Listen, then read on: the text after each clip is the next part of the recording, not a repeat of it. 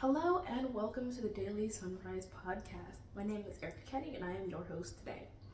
I want to thank you all so much for listening and watching my last episode. I know this one has come out a bit late, but I'm still kind of trying to figure out my upload schedule. I've gotten some requests, only like just one request over and over again, to have more visuals in the podcast.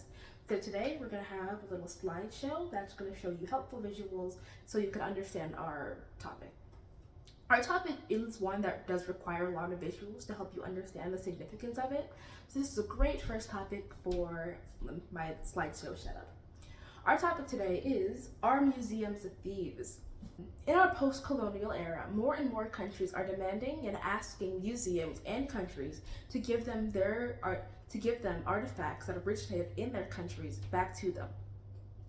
And despite the museums claim that their cultural and artistic and historical value and educational value justify the artifacts remaining in the Western museums, this issue is still ongoing.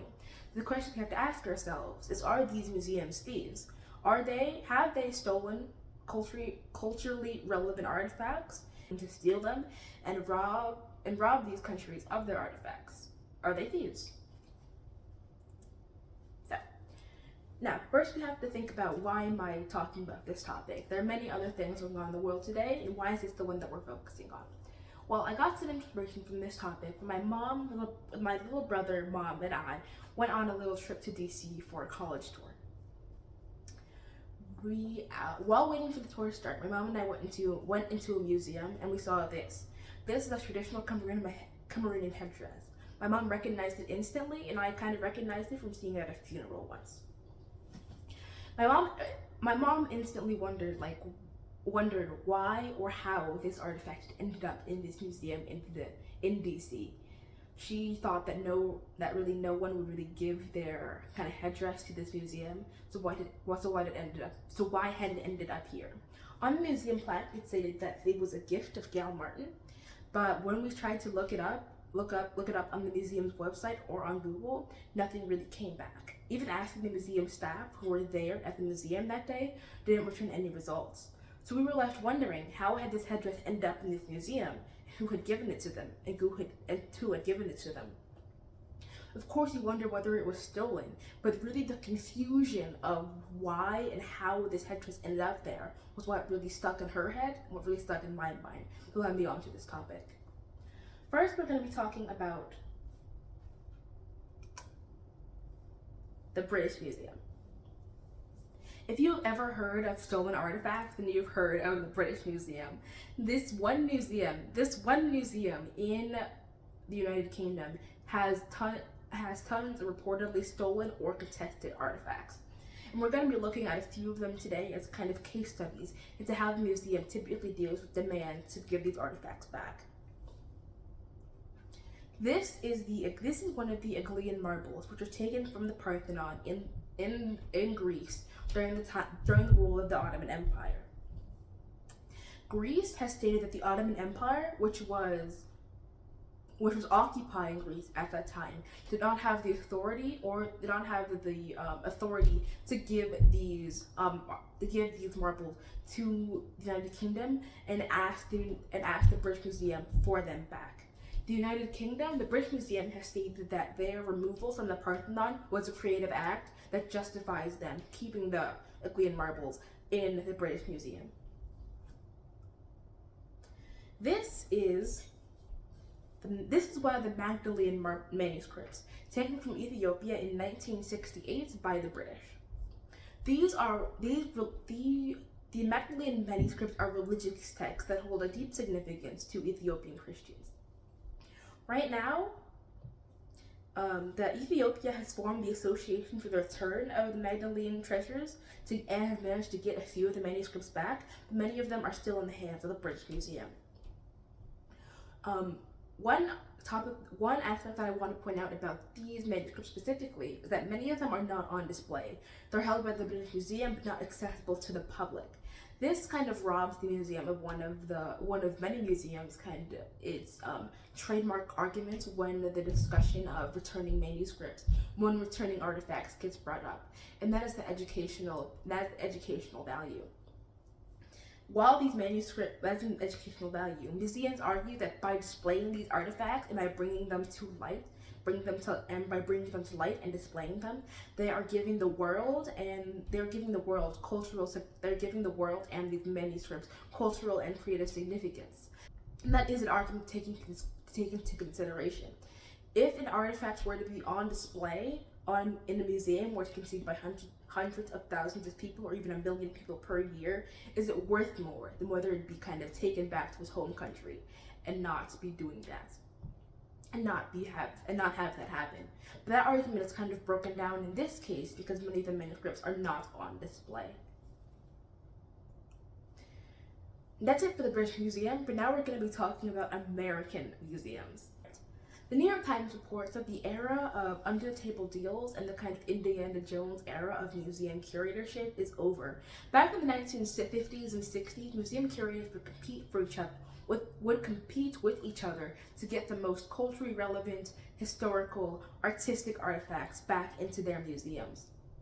They would often accomplish this by using illicit dealings and kind of under-the-table arrangements to bring these artifacts to America, where they'd be placed in museums and in collections. This kind of these under-the-table dealings led to a lack of provenance, which is kind of the paper trail of artifacts, and led to a lot of artifacts being taken from their home countries without their home countries knowing, or without the proper documentation, such as labeling a historical relic as just an art piece, for example.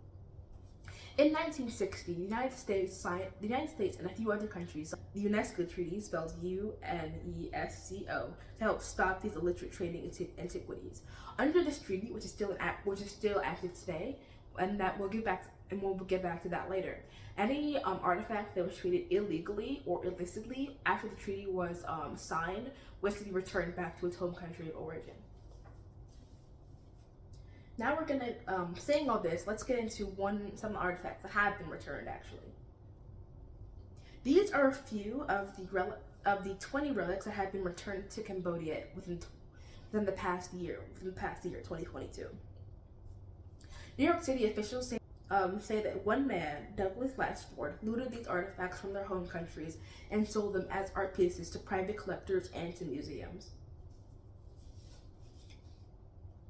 Most of the artifacts were given by private collectors or seized from private collectors, but 4 of them were actually given from the Denver Museum. Another argument that museums have to not return these artifacts that I want to address right now is kind of the paternalistic argument that these museums can take care of these relics better than their home countries, give them the care they have, give them the care that they need. Basically, that Western museums have more manpower and more resources to take care of these artifacts. Our next artifact representative of a lot of artifacts that have been taken / seized from the Metropolitan Museum of Art, most often called the Met, by the Manhattan District Attorney's Office. The Met has been under investigation after they were found to have several artifacts taken that have been given to them by one man called Gianfranco Bencini, who ran a Switzerland kind of art curatorship before being under investigation by the Italian government for smuggling and illicit trading of artifacts. Before the investigation did not come to a resolution, though, because he died while the investigation was being carried out. 27 of these relics that were found in the Met, such as this relic, have been returned to Italy and Egypt. In September. Although the Manhattan District Attorney's Office says that more illegal items are still in the Met, which is under investigation right now. Cambodia has said that some of their stolen artifacts are in the Met Gala and they are demanding for them back, though the Met has not returned these artifacts at this moment. Another thing that we have to get into right now is what responsibility museums have to make sure their artifacts have not been looted and have come to them through the proper channels. The Bencini investigation took place. While the Bencini investigation was taking place by the Italian government, the Met did not checked to make sure that their artifacts were not stolen, were not looted. Instead, it took the Manhattan District Attorney's Office investigating them and seizing the relics for them to return the relics. This has happened to other museums as well. And we have to ask ourselves, the museums have to ask themselves whether or not they have responsibility too, and what responsibility they have to make sure they are acquiring relics properly, and whether the relics already in their collections have been stolen. Our last artifact is this. This is one of the Benin bronzes. The Kingdom of Benin was located in what is now modern day Nigeria, and that people who lived there were famous for carving relics such as these bronzes from ivory, bronze, and lots of other materials that were known for their artistic value. Back in 1897, while England was raiding the kingdom, they took 3,000 of these relics from the royal palace and brought them back to England, where they kind of spread out throughout the globe and throughout Western museums until we have the state they are in today.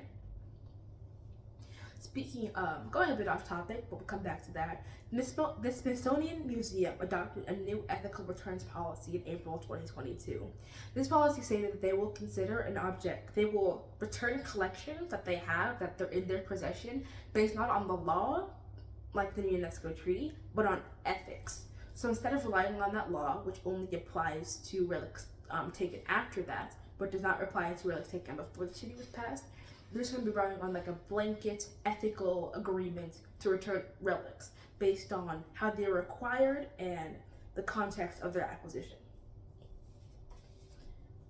The Smithsonian Museum actually had a lot of these Benin bronzes, but after their ethical returns policy was enacted back in April, they took steps to return these bronzes back to Nigeria. 29 of all of the relics were legally placed back into possession of Nigeria, so Nigeria owns them.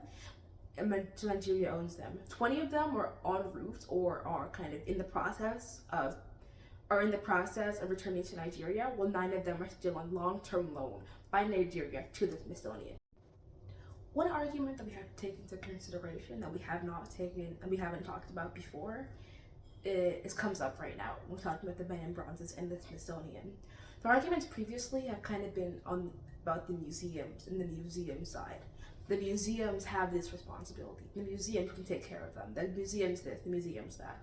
And those arguments have kind of been in opposition to the more people-focused, ethnic-focused argument that the home countries of these artifacts have taken. That these artifacts are their cultural relics and thus should be returned to them. This argument kind of stands in between those. While the Benin bronzes were being returned to Nigeria, the Restitution Study Group, an organization based in New York City, sued the Smithsonian and tried to stop them from returning the artifacts to Nigeria. They did not use any arguments that we mentioned previously. Instead, the head of the organization, a woman named Dandria Farmer-Pellman, stated this, that she was a descendant of slaves taken from the Kingdom of Benin, and that these artifacts, also taken from the Kingdom of Benin, represented her cultural history, her cultural heritage. And the Smithsonian, by repatriating those artifacts back to Nigeria, was erasing her cultural heritage and kind of sweeping the ugly history of taking things and people from Africa to the United States under the rug. But the repatriation of these are still allowed and is still ongoing. This argument should be considered, however. Are these artifacts? Well, these artifacts were taken from countries like Benin, like Nigeria, like the entire bit of Africa, and brought back to the West and brought to the Western world. Do these artifacts represent the history of the people who are descendant from those people? Does the Benin bronzes in America, do the Benin bronzes more represent the history of people like Pellman, whose ancestors were taken from Benin, or do they represent the history and the culture of Nigeria, which the bronzes were taken from? That is a question we have to grapple with once dealing with the last thing we're going to talk about today, which is, what would you do? If you were a museum curator and it was your vote that was the deciding vote of whether these artifacts should be taken back to their home countries or left in the care of Western museums forever, what would you vote? Would you want the artifacts to be taken back to their original countries, taken care of there, maybe display the museums there, be put basically in their rightful place?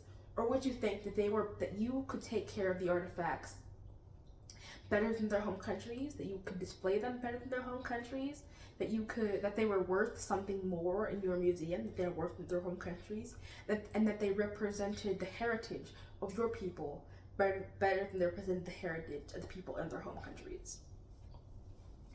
That is going to be it for the Daily Sunrise podcast today. I thank you all for watching. Please tell me what you would do, what your answer to this question would be in the comments down below, and make sure to leave a like and subscribe. Thank you.